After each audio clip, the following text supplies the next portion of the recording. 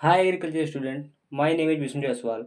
आप सभी का स्वागत है हमारे YouTube channel agriculture by Vishnu Jaiswal में। जैसा कि आप लोग जानते हैं कि हमने फंडामेंटल ऑफ एग्रीकल्चर जो कि उनका अध्ययन की बुक है उसको जो है लेसन वाइज सीरीज चला रखी है। जो लोग भी ये पिछले वीडियो नहीं देखे हैं वो जाकर पिछली वीडियो को देख लें। कल जो है आपका जूट और तंबाकू हो चुका था।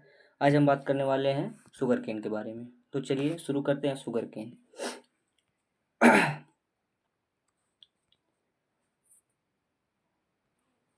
दिया है भैया वर्गीकरण एवं प्रजातियां, क्लासिफिकेशन एंड स्पीसीज। कह रहा है कि गन्ने को मुख्यतः हम मुख्य रूप से निम्नलिखित भागों में विभाजित करते हैं। देखते हैं कौन कौन से भाग हैं। पहला दिया है ट्रॉपिकल केन, जिसको आप सेकेरम ऑफिसिनेरम कहते हैं। ट्रॉपिकल केन जिसको क्या कहते हैं, सेकेरम ऑफिसिनेरम कहते हैं। कह रहा है कि इसका तना मोटा और रसदार होता है, चबाने के लिए अच्छा होता है, इसमें चीनी अधिक एवं रेशा कम पाया जाता है। इसकी उत्पत्ति न्यू गिनिया न्यू गिनिया में हुई। इसे उष्ण क्षेत्रों में ही उगाया जाता है। ट्रॉपिकल केन जिसको जिसका बोटनिकल नाम क्या है, सेकेरम ऑप्सिनेरम है। इसका तना क्या होता है, मोटा रसदार होता है। ठीक है, जो गांव में हम लोग देसी कहते हैं, देसी नहीं ये विदेशी ही है। ठीक है, जो है गन्ना है। ठीक है, इसका तना जो है मोटा रसदार होता है, चबाने के लिए अच्छा होता है। इसमें जो चीनी अधिक और रेशा कम मात्रा में पाया जाता है। इसकी उत्पत्ति कहाँ से हुई है भैया, तो न्यू गिनिया से हुई है। उसे कहाँ पर लगाया जाता है, जहाँ पर ट्रॉपिकल एरिया होता है। ठीक है, अब बात करते हैं इंडियन केन के बारे में। पहला क्या था आपका, ट्रॉपिकल केन था। ये कौन सा, ये है इंडियन केन। कह रहा है कि भारत में इसकी दो स्पीसीज हैं। भारत में कितनी स्पीसीज हैं, दो स्पीसीज हैं। पहला आपका सेकेरम बारबेरी। सेकेरम बारबेरी कह रहा है कि इसका तना छोटा एवं पतला होता है। किसका तना, सेकेरम बारबेरी जो कि इंडियन केन है। इसका तना क्या होता है, छोटा एवं पतला होता है। सुक्रोज की मात्रा निम्न से मध्यम तक होती है और यह जल्दी तैयार हो जाती है। इसकी उत्पत्ति पूर्वोत्तर भारत से हुई, यानी कि ये जो है इंडियन केन है सेकेरम बारबेरी। इसका तना छोटा भी होता है, पतला भी होता है, सुक्रोज की मात्रा भी कम होती है और इसकी उत्पत्ति कहाँ से हुई है, भारत से हुई है और जल्दी तैयार होती है। ठीक है, दूसरा कह रहा है सेकेरम साइनेंसिस या साइनेंस। कह रहा है कि इसका तना लंबा एवं पतला भी होता है, शुक्र निम्न से मध्यम तक होता है और यह जल्दी तैयार होती है। मूल स्थान पूर्वोत्तर भारत, यानी कि जो इंडियन केन है जो इसका मूल स्थान है पूर्वोत्तर भारत ही है। सिकरम बारबेरी इसमें जो है इसका तना छोटा होता है और पतला भी होता है। सुक्रोज की मात्रा निम्न से मध्यम और निम्न से मध्यम जो है सिकेरम साइनेंसिस दोनों में होता है। कहने का मतलब जो है ये देसी है, यानी कि भारतीय जो है गन्ना है। ठीक है, और जो ट्रॉपिकल केन है सिकेरम ऑफिसिनेरम, ये जो है आपका मोटा एवं रसदार तना होता है। इसमें जो है चबाने के लिए अच्छा होता है। चलिए आगे बढ़ते हैं भैया। आगे कह रहा है कि महत्वपूर्ण सामान्य तथ्य यानी कि इम्पोर्टेंट जनरल फैक्ट्स। कह रहा है कि गन्ने के इन्फ्लोरेसेंस पुष्पक्रम को ओपन पेनिकल कहा जाता है। वैसे पेनिकल क्या, इसको जो है एरो कहते हैं। इसके पुष्पक्रम को क्या कहा जाता है, एरो कहते हैं, लेकिन ओपन पेनिकल कहा जाता है। ठीक है, गन्ने के पुष्पक्रम को एरो कहते हैं। इसकी प्रक्रिया एरोइंग कहलाती है। कह रहा है कि गन्ने के उत्पादन एवं क्षेत्रफल में 1979 से ब्राज़ील जो है प्रथम स्थान पर है और दूसरे स्थान पर भारत है। 1979 से ब्राज़ील जो है प्रथम स्थान पर, दूसरे स्थान पर कौन है, भारत है। तीसरा और चौथा स्थान क्रमशः क्या क्या है, क्यूबा और चीन है।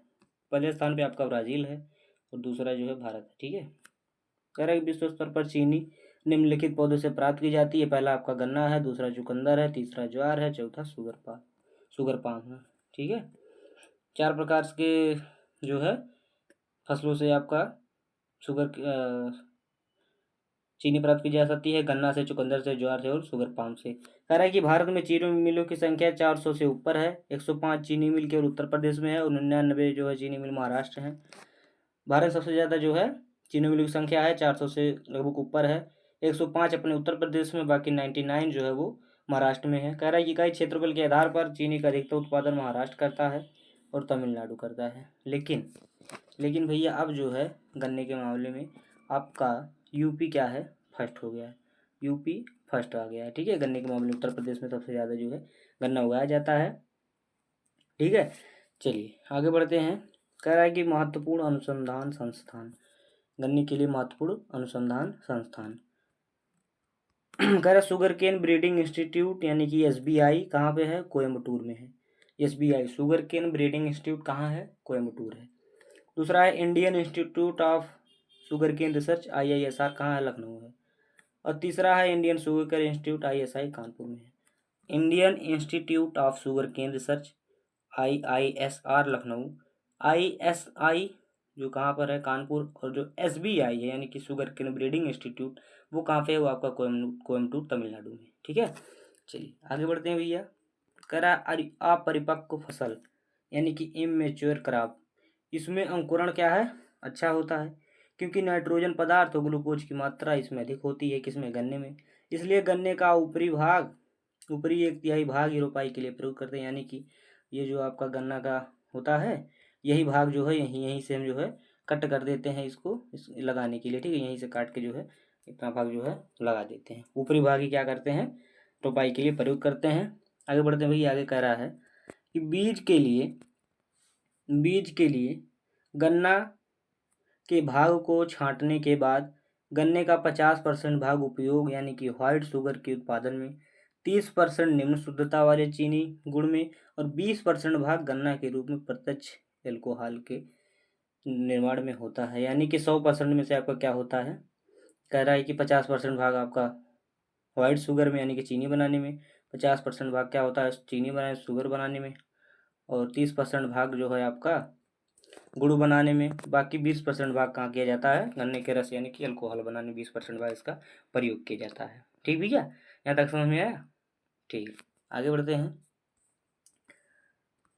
कह रहा है कि ब्राज़ील में गन्ना का उपयोग ऊर्जा के स्रोत में भी होता है, एनर्जी पावर में भी होता है। कह रहा है कि 80% पेट्रोल तथा 20% गन्ने के अल्कोहल को मिलाकर गैसोहॉल का निर्माण किया जाता है, जिसका उपयोग ऑटोमोबाइल्स में होता है। किसमें होता है? ऑटोमोबाइल्स यानी कि जो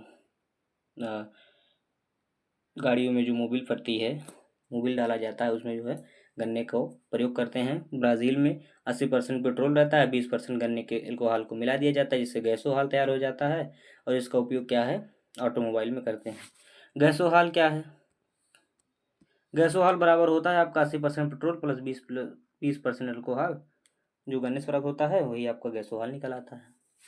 कह रहा है कि पौधे में नाइट्रोजन की अधिकता सुक्रोज की मात्रा को घटा देती है। यदि आप जो है गन्ने में क्या करते हैं?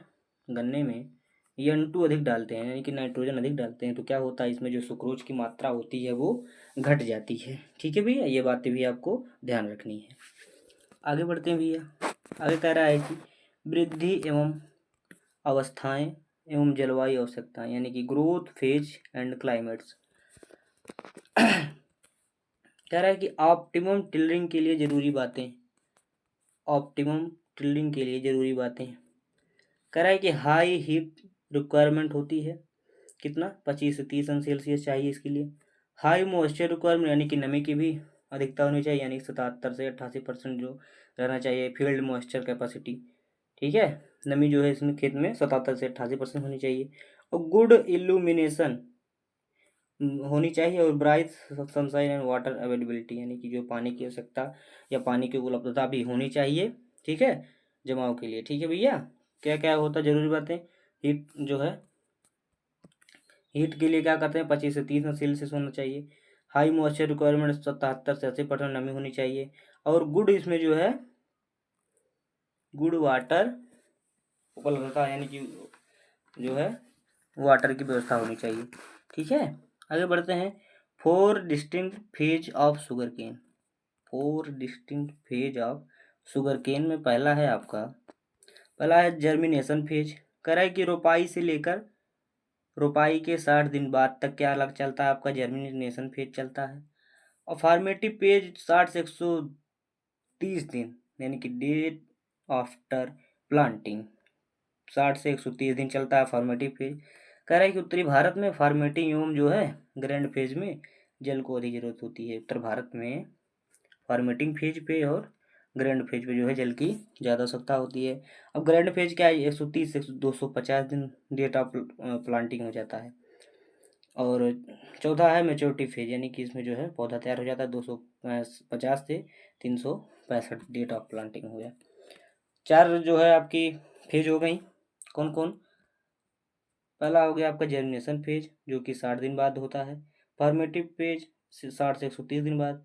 ग्रैंड फेज 130 से 250, और मेच्योरिटी फेज 250 से 350, यानी कि 1 साल।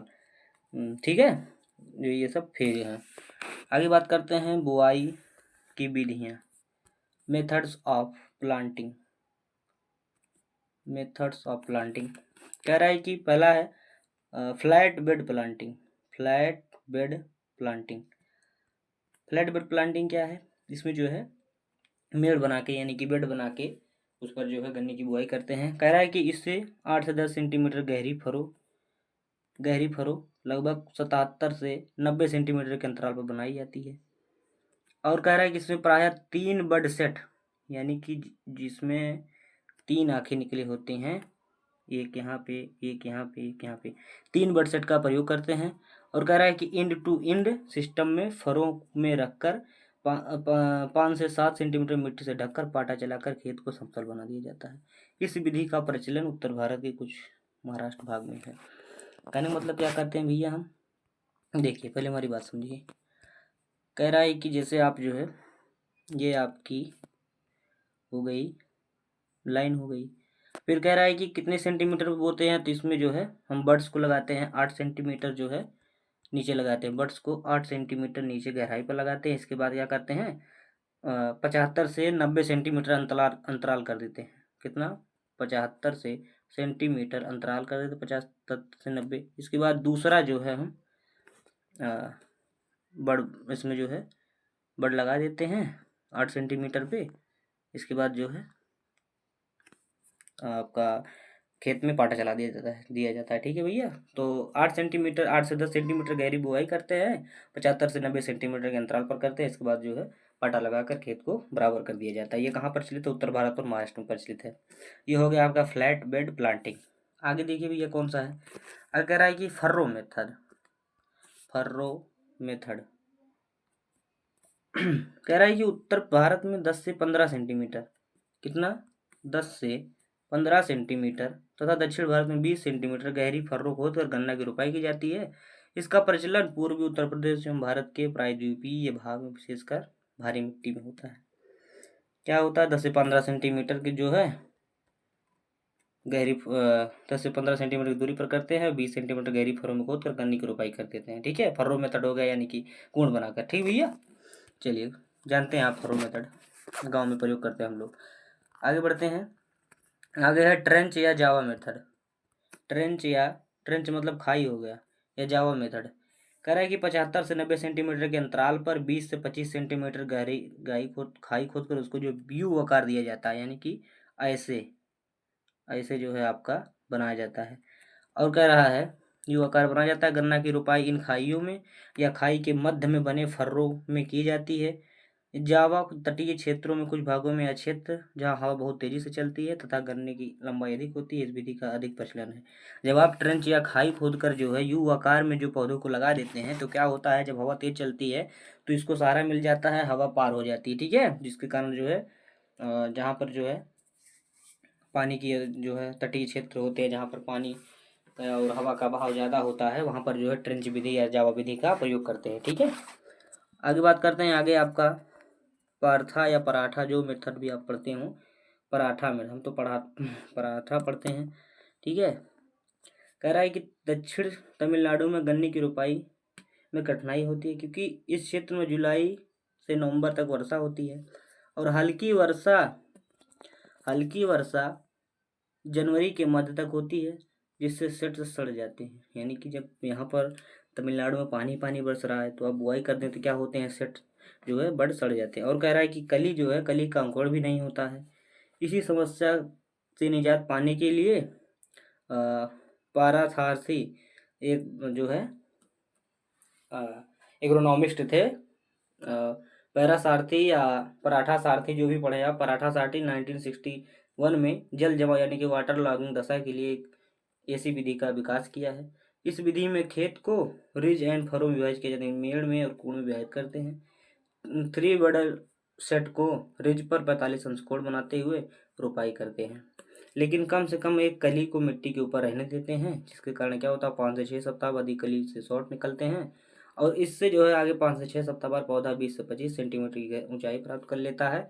तब सेट्स को क्षैतिज दिशा में दबा दिया जाता है। अब बात को समझिए, ये पराठा मेथड में क्या होता, किसने खोजा था? पराठा सारथी ने खोजा था 1961 ईस्वी में। जल जमा हुआ, क्या करते थे आप जो है इसमें आ, आ, मेढ़ी बनाया, मेढ़ी बना दिया, ठीक है। मेढ़ी बनाया, मेढ़ी बनाने के बाद ऐसे आपने मेढ़ी बनाया, इसके बाद उसमें जो है गन्ने को जमीन में गाड़ दिया गया। गाड़ने के बाद इसका जो है थोड़ा सा लगभग 2 बड़ मुंह जो है इसका ऊपर रखते हैं। बाद में जब इनमें से जो है फुटान हो जाती है, 45 अंकुर बढ़ाते हुए रखते हैं, जब इसमें फुटान हो जाती है तो जो है एक एक जो है बर्ड्स को धीरे धीरे जमीन में जमा दिया जाता है, यानी कि दबा दिया जाता है, जिससे जो है सूट धीरे धीरे आपके निकल जाते हैं, ठीक है। तो समझ में आया भैया? चलिए आगे बढ़ते हैं। Space transplanting technique, S T P. एक होता है आपका जो है आलू में होता है, ठीक है। SPT होता है, सीड प्लॉट टेक्निक होता है, लेकिन ये स्पेस्ड ट्रांसप्लांटिंग टेक्निक है। कह रहा है कि IISR यानी इंडियन इंस्टीट्यूट ऑफ शुगर केंद्र से लखनऊ में विकसित किया गया। एक कली वाले सेट को नर्सरी में 20 कुंटल प्रति हेक्टेयर से या 1800 सेट प्रति हेक्टेयर की दर से रोपित की जाती है। 45 से 60 दिनों के बाद इसे मुख्य खेत में रोपाई के लिए रोप किया जाता है। कह रहा है कि क्या कह रहा है कि एक कली वाले सेट यानी कि एक जिसमें सेट निकलता हो छोटा सा, इसमें उसकी जो है 20 कुंटल प्रति हेक्टेयर या 1800 सेट जो है प्रति हेक्टेयर की दर से रोपाई कर देते हैं। इसके बाद जो है बाद में 45 से 60 दिन के बाद जब हो जाता है तो उसको खेत में ट्रांसप्लांट कर दिया जाता है। यानी कि ये जो तरीका, ये शायद ये आपका नर्सरी उगाने का तरीका है। हालांकि नर्सरी नहीं उगाए जाते हैं, लेकिन नर्सरी ही कह सकते हैं आप, जो इसमें एक एक बेड जो है बड जो है सेट्स तैयार करके उसमें जो है लगाए जाते हैं। बाद में जब वो 40 से 50 या 60 दिन का हो जाता है तो उसे खेत में ट्रांसप्लांट कर देते हैं। आगे है winter nursery system, WNS, winter nursery system. ये क्या है भैया? कह रहा है कि इसे भी IISR ने ही विकसित किया था। किसने? IISR ने विकसित किया था। और कहा कि 3 कलियों वाले सेट को, उसमें क्या थे, 1 कली वाले सेट से STP में, और इसमें 3 कली वाले सेट को दिसंबर महीनों में नर्सरी में नज़दीक नज़दीक रखकर इसे मिट्टी को पतला सतह से ढक दिया जाता है। इसके बाद सेट्स को पानी में डुबो कर 2 से 3 घंटों तक छोड़ दिया जाता है। तैरने वाले सेट को निकालकर नर्सरी को पॉलीथीन चादर से ढक देते हैं, जिससे धूप उस पर नहीं पहुंच पाती है, उस पार निकल जाती है, लेकिन हवा बाहर नहीं आती है। कुछ ही घंटों में पॉलीथीन चादर के अंदर बन जाता है, और से ऊपर बूंद बूंद करके गिरने लगता है। 5 से 6 सप्ताह कर जब सेट संकुलित हो जाता है तो पॉलीथीन चादर को हटा जाता है। ऐसे सेट को स्लिप सेट कहते हैं। 3 कलियों वाले मोटे प्रजाति के लिए सेट रेट 70 कुंटल प्रति हेक्टेयर है, पतले प्रजाति के लिए 50 कुंटल प्रति हेक्टेयर है। क्या करते हैं इसमें, इसे जो है 3 सेट वाले को एक साथ रखा जाता है, मिट्टी में पतले तार से ढक देते हैं। इसके बाद दूसरे 3 घरतों को उसको पानी में डुबो देते हैं साथ में। और जो तैरने वाले सेट होते हैं उनको जो है निकाल कर पॉलीथीन चादर से ढक देते हैं, जिससे धूप उस पार निकल जाती पॉलीथीन से और हवा बाहर नहीं आती है। कुछ ही घंटों में पॉलीथीन चादर के अंदर जो है ओस बन जाता है। ओस, ओस जब किसी चीज़ को आप मान लीजिए कोई ये चीज़ है, इसको जो है पॉलीथीन से कवर करके आप धूप में रख देंगे, क्या होगा, इसमें जो है ओस बन जाता है, ठीक है। पानी में भिगोए रहेंगे तो ओस बन जाएगा। जब ओस बन जाता है तो उसमें से क्या निकलते हैं, बाहर नहीं आती है, लेकिन ओस जो है उसमें लग जाता है। ओस, हवा तो नहीं जाती उसमें, लेकिन जो है धूप उस पर प्रभाव डाल देता है, और बाद में क्या होता है, इस सेट के ऊपर बूंद बूंद करके गिरने लगता है, और इसके बाद पॉलीथीन चादर को हटा दिया जाता है। इसे ही स्लिप सेट कहते हैं। 3 कलियों वाले मोटे प्रजाति के लिए जो है सेट रेट जो है 70 कुंटल प्रति हेक्टेयर, और जो पतले प्रजाति के लिए होता है वो 50 कुंटल प्रति हेक्टेयर है विंटर नर्सरी सिस्टम में, ठीक भैया। चलिए आगे बढ़ते हैं। आपका दिया है रायुंगन्स मेथड, रायुंगन्स मेथड। कह रहा है कि यह एक इंडोनेशियन शब्द है। कौन शब्द भैया? इंडोनेशियन शब्द है, जिसका अर्थ होता है एकल अंकुरित कली से विकसित सूट। एक कली से जो है सूट विकसित हुआ है, उसी को रायुंगन मेथड कहते हैं। इंडोनेशिया का शब्द है। रायुंगन उत्पादन के लिए कटाई के समय खेत का एक हिस्सा छोड़ दिया जाता है, यानी कि मान लीजिए आपने 1 बीघा में जो है 1 बीघा में ट्रांसप्लांट शुगर केन क्रॉप लगाया है, उसमें जो है 1 हिस्सा, 2 हिस्सा, 3, 1 हिस्सा जो है आपका ये पूरा क्या किया जाता है, ये छोड़ दिया जाता है। बाकी 3 हिस्सा आपकी कटाई कर लेते हैं, हार्वेस्टिंग कर लेते हैं। और कह रहा है गन्ने के शीर्ष को काटकर ऑक्सिलरी बड के अंकुरण के लिए छोड़ दिया जाता है। समझिए ऑक्सिलरी बड क्या है। देखिए जैसे आपका हो गया गन्ना हो गया, इसका जो टर्मिनल बड है, टर्मिनल बड, इसको क्या करते हैं, इसको हम काट लेते हैं, इसको इसको इतना काट देते हैं, केवल यही, यानी कि ठूंठा जिसको कहते हैं, ठूंठा ही परा देते हैं। तब ठूंठे से क्या होता है, जो इसके अंदर अंदर जो सेट्स होते हैं, आँखें होती हैं, वो बाहर जल्दी जल्दी निकलने लगती है, क्योंकि ऊपर टर्मिनल बड जब कट जाता है तो यही आँखें जो है वृद्धि विकास करती हैं, इसमें यही क्रिया करती है ऑक्सिलरी बड, इसको कहते हैं। ठीक है, छोड़ दिया जाता है। और कह रहा है कि जल्दी स्प्राउटिंग यानी कि जल्दी फुटान के लिए अधिक मात्रा में नाइट्रोजन खेत में डालकर सींच दिया जाता है। जब आप टर्मिनल बड को हटा देंगे और जल्दी फुटान के लिए क्या करेंगे, आप इसमें जो नाइट्रोजन अधिक डालकर सिंचाई कर देंगे। और कह रहा है कि 3 से 4 सप्ताह बाद अंकुरित कली को एकल कली युक्त सेट से अलग कर रिच पर रोपाई कर दी जाती है, कि जब आंखें एक एक करके सभी में निकल जाए तो एक एक करके जो है रोपाई कर दिया जाता है। यह महंगी विधि है, अतः इसका उपयोग भारत में समानता नहीं होता है, फिर भी रिक्त स्थान को भरने में इसे हमेशा ही प्रयोग किया जाता है। यानी कि इसका जो है पूर्ण रूप से हमारे भारत में प्रयोग नहीं किया जाता, लेकिन जब ट्रांसप्लांटिंग में कुछ कमी हो जाती है, रोग लग जाती है, तो खेत खाली हो जाता, खेत खाली होता है, तो उसको भरपाई के लिए हम जो है राइंगन मेथड का प्रयोग करते हैं। इसमें जो है बड जो है लगा देते हैं। ठीक है, तो राइंगन मतलब हुआ कि टर्मिनल बड को हटा दीजिए, इसके बाद उसमें यूरिया डालकर खेत की सिंचाई कर दीजिए, जिसके कारण उसमें आँखें जो भारी मात्रा निकल आएंगी। निकलने के बाद जो है आपको सेट को काट काट अलग कर लेना है, कि जो आँखें निकल रही तो उसको काट कर अलग करके ट्रांसप्लांटिंग कर देना, ये राइंगन मेथड है। ठीक है, चलिए आगे बढ़ते हैं भैया। आगे है सब लाइंग या स्प्राउटिंग मेथड। सब लाइंग या स्प्राउटिंग मेथड। टिलर्स, टिलर्स मतलब कल्ले। कल्ले जैसे ही अपना जड़ विकसित करते हैं, मदर प्लांट से अलग इसे रोप दिए जाते हैं। यानी कि जब आप कल्ले निकल जाते हैं नीचे से, तो क्या करते हैं, इसके मदर प्लांट से अलग कर देते हैं। यह विधि जावा तथा क्यूबा में सफल साबित हो। यानी कि ये जो स्प्राउटिंग मेथड है, इसमें जैसे ही कले निकलते हैं नीचे, तुरंत उसको उठाकर ट्रांसप्लांटिंग उखाड़ कर ट्रांसप्लांटिंग कर दिया जाता है। ठीक है, आगे बात करते हैं भैया, आपका है टेज ब्लॉक मेथड। टेज ब्लॉक या टेजे ब्लॉक ये मेथड है ट्रांसप्लांटिंग के। कह रहा है कि यह विधि रायोंगन विधि का उन्नत रूप है, जिसमें सभी कलियां पोषक तत्व, ऊर्जा एवं उपलब्धता का ख्याल रखा जाता है। यह गन्ने को आधे से काट कर, उसमें क्या करते हैं, टर्मिनल बड ही काटते हैं, क्योंकि उस जो जहाँ पर पत्ती उत्ती होती है तो वही काटते हैं। इसमें क्या करते हैं, आधा आधे से ही काट देते हैं, और कटे हुए भाग को उदग्र रूप में, यानी कि उदग्र मतलब समझते हैं, हॉरिजॉन्टल, हॉरिजॉन्टल रूप में क्या करते हैं, लगा देते हैं, गाड़ देते हैं। इस बात कह रहा है इस तरह रोपा गया गन्ना पहले तथा मुख्य गन्ना दोनों को पर्याप्त मात्रा में उर्वरक डालकर सिंचाई कर देते हैं, तब जाकर जो है तब तजे ब्लॉक का मुख्य मदर केंद्र तना की ऊपरी कलियां अंकुरित हो जाती है, उसे सेट्स में काट कर रायंगन में रुपाई कर दिया जाता है। उसमें क्या करते थे, उसमें जो टर्मिनल बड उसको काट देते थे, और इसमें जो है आप यहाँ से आधे पर से काट देते थे, इसके बाद इसको जो हम मिट्टी में लगा देते थे, मिट्टी में लगाकर खाद पोषक तत्व तो डालकर सिंचाई कर देते थे। फिर क्या होता था, यहाँ से आपकी आँखें निकल जाती थी, यानी कि बर्ड्स निकल जाते थे यहाँ से, तब उसको क्या करते थे, काट के धीरे धीरे करके ट्रांसप्लांटिंग कर देते थे। ठीक भैया, हाँ। आगे है एलाइन मेथड। एलाइन मेथड कह रहा है कि जब पेराई हेतु गन्ना की कटाई होती है, तब उस समय ऊपर गांठों को एकत्र कर गेहूं के खेत में प्रत्येक 4 धरी के बाद इसकी एक धरी लगाई जाती है। विधि इलाहाबाद कृषि संस्थान नैनी इलाहाबाद द्वारा विकसित की गई है।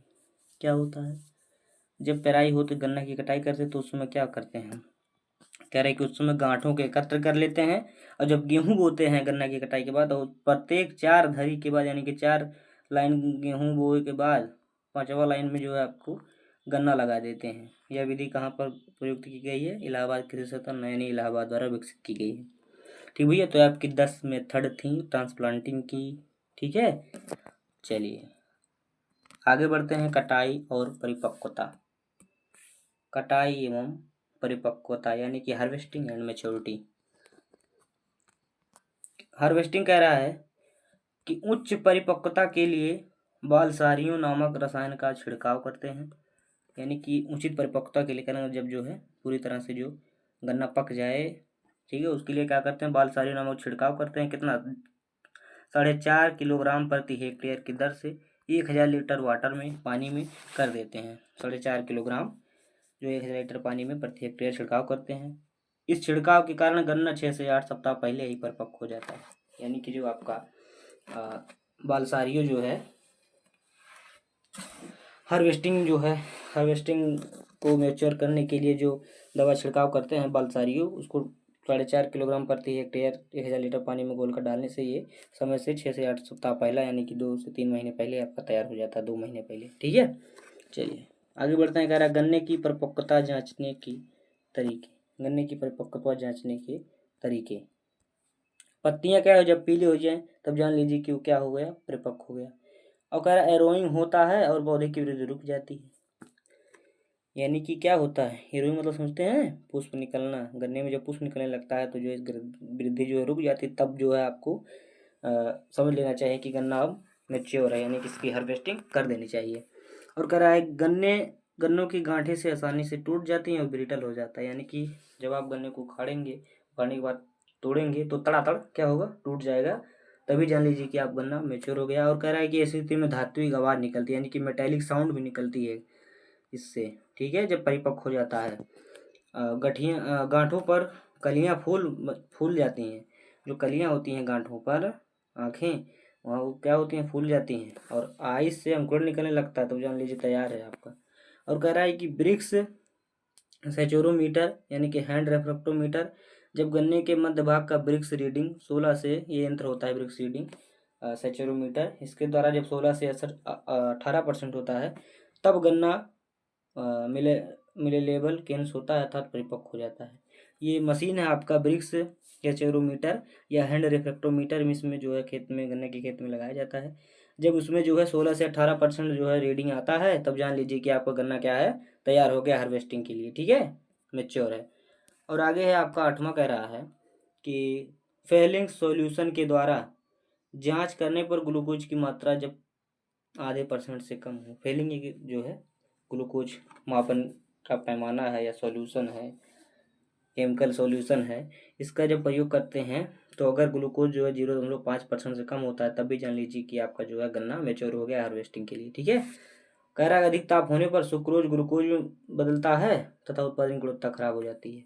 यदि आप जो है लेट हार्वेस्टिंग करते हैं, या जो है लेट हार्वेस्टिंग के समय जो है आपका धूप अधिक हुआ, तो क्या हुआ, सुक्रोज ग्लूकोज में बदलने लगता है और उत्पादन में की गुणवत्ता जो है खराब हो जाती है। ठीक भाई, ये बातें जो है आपको ध्यान में रखनी चाहिए। चलिए आगे बढ़ते हैं। आगे कह रहा है प्राप्ति एवं तुलनात्मक आंकड़े। प्राप्ति एवं तुलनात्मक आंकड़े कह रहा है कि गन्ना प्रसंस्करण आंकड़े, recovery percent. Juice by ordinary crusher से 50 से 60% निकलता है। पाउडर क्रशर से 60 से 70% निकलता है। वैक्यूम क्रशर से 70 से 75% रिकवरी जो है निकलता है, जूस निकलता है, ठीक है। और 9 से 10% आपका निकलता है जूस, जो कि मैक्सिमम जो है, अधिकतम जो है 15 से 18% जो है जूस निकलता है, ठीक है। जैगरी से जूस निकलता है आपका 9 से 10%, या फिर अधिकतम 15 से 18%। और कह रहा है कि जैगरी या गुड़ रिकवरी फ्रॉम जूस से 10% जो है गुड़ निकलता है। क्रिस्टलाइज शुगर चीनी जो है 62.5% निकलती है। शुगर कंटेंट इन केन में 13 से 24% होता है चीनी कंटेंट। और शुगर फ्रॉम जूस में 6 से 10% जो है आपका जूस होता है शुगर में। मोलासस 3.5%। और राब जिस 18 से 20% होता है। राब जानते हैं, राब गाँव में पीते हैं, जूस ही है वो, राब कहते नहीं, राब लाओ राब। तो राब भी 18 से 20% जो है इसमें निकलता है। और चुकंदर विशेष के लिए ये भी जो है आपका चीनी बनाने वाला जो है क्रॉप है। इसमें क्या होता है, चुकंदर से चीनी का निष्कासन जो डिफ्यूजन प्रोसेस के द्वारा होता है। विश्व में कुल चीनी उत्पादन का 40% जो है चुकंदर से ही प्राप्त होता है। पहले स्थान पे गन्ने से जो आपका चीनी प्राप्त करते हैं, सेकंड स्थान पे आपका चुकंदर से जो है चीनी प्राप्त किया जाता है। कह रहा डिफ्यूजन प्रेशर से द्वारा जो है इसमें चीनी का निकाला जाता है मिश्रण दाब द्वारा।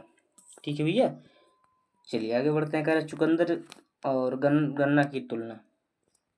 चुकंदर और गन्ना की तुलना पार्टिकुलर में ड्यूरेशन में बात करें तो आपका जो गन्ना है वो 5 से 6 मंथ में जो है, वो चुकंदर है 5 से 6 मंथ में तैयार हो जाएगा, जबकि वहीं गन्ना आपको 10 से 11 मंथ में तैयार होगा। ये 2 वर्षीय जो है 2 वर्ष का होता है चुकंदर, और गन्ना क्या है 1 वर्ष का होता है। रिकवरी परसेंट इसमें 10 से 12% रिकवर होता है, इसमें 6 से 8% रिकवरी परसेंट होता है। प्योरिटी यानी कि शुद्धता इसमें 84% होती है, चुकंदर भी इसमें 10 से 12% शुद्धता होती है। और आगे बात करते हैं कि सुक्रोज इसमें होता है चुकंदर में 18 से 21%, गन्ने में 14 से 17%। सुटेबिलिटी फॉर साइलाइन सॉइल यानी कि लवणीय भूमि में चुकंदर को आते हैं, इसको जो है नहीं उगाते लवणीय भूमि में गन्ने को। ठीक है, तो ये जो है तुलना थी चुकंदर और गन्ने में। ठीक भैया, तो आपका जो है शुगर केन समाप्त हो गया है। और जो लोग भैया पिछली वीडियो नहीं देखे हैं वो जाकर पिछली वीडियो को देख लें। ठीक है, क्योंकि अब जो आने वाला है सीड टेक्नोलॉजी है, शायद देखेंगे तब बताएंगे, बहुत तगड़े में है भैया, उसको भी ध्यान में, क्योंकि वहाँ से क्वेश्चन जो है आपका बराबर पूछा जाता है सीड टेक्नोलॉजी से। ठीक है, तो जो लोग भैया पिछली वीडियो नहीं देखे हैं वो जाकर पिछली वीडियो को देख लें, चैनल को सब्सक्राइब कर लें। तब तक के लिए आप सबको धन्यवाद, मिलते हैं नेक्स्ट वीडियो में।